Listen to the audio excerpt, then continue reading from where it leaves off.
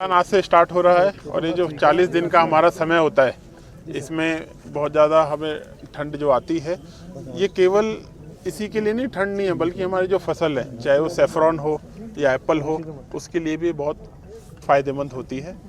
और मेरा हमेशा से मानना रहा है, जो हमारा कश्मीर जन्नत जो है, जब हम कहते हैं कि गर्मियों में या उसमें रहता है, बल्कि सर्दियों में इसकी खूबसूरती और निखर के आती है। और इस बार इसी तरह से हम इसका आगाज़ कर रहे हैं। आज चिल्ले किलान स्टार्ट हुआ है, प्लस फेरन डे भी है साथ में। जैसे हमने कहा कांगड़ी के स्टॉल पे है, तो जो ट्रेडिशनल वे है उसमें जो टेक्नोलॉजी का जो इस्तेमाल है, जैसे भी आपने सही कहा कि फेरन में भी वो ट्रेडिशनल के साथ साथ कुछ नई नई वैरायटीज़ आएँ, जिससे कि लोग उसको और ज़्यादा पसंद करें।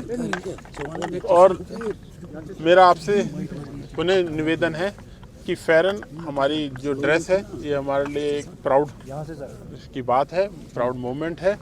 और आप सबको उसकी बहुत बहुत बधाई, और इसको ज़्यादा से ज़्यादा यूज़ करें, क्योंकि ट्रेडिशनली आपने देखा होगा कि आज चिल्ले किलान और आज ही इंटरनेशनल फेरन डे, तो कोई तो बात है। विजय सर, आप खुद भी एक ट्रेडिशनल अटायर में है इस टाइम पे, क्या महसूस? आपको थोड़ा सा इनिबिशन होता है कि आप ऑफिस जाएं, बट ठीक है, अब धीरे धीरे आप देखेंगे हमें और ज़्यादा। सर शुक्रिया। देखो भाई, एक चीज़ है, ट्रैफिक पब्लिक ट्रांसपोर्ट ही उसका बेस्ट सोल्यूशन होता है, ये आपको अच्छे से पता है। अब जो हमने स्मार्ट सिटी में भी जो बसेस अभी आई हैं, एक तो उनका खूब अच्छे से इस्तेमाल करें। आई एम श्योर उसका बहुत अच्छा फीडबैक हमें मिल रहा है।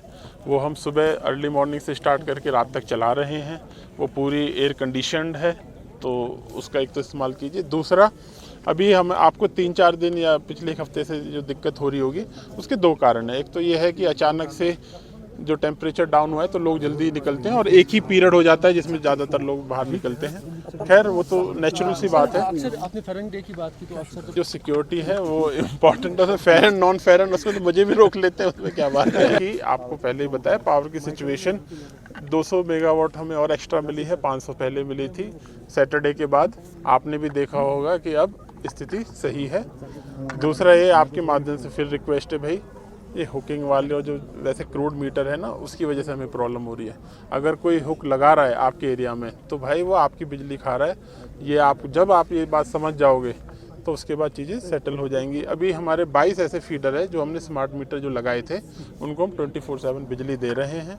धीरे धीरे मैं तो चाह रहा हूँ अगले साल तक हमारा जब ये हो जाएगा, आप ये बात मुझसे पूछोगे नहीं, क्योंकि आपके घर भी स्मार्ट मीटर लगा होगा, 24/7 बिजली की व्यवस्था उसमें हो जाएगी। थैंक यू भाई।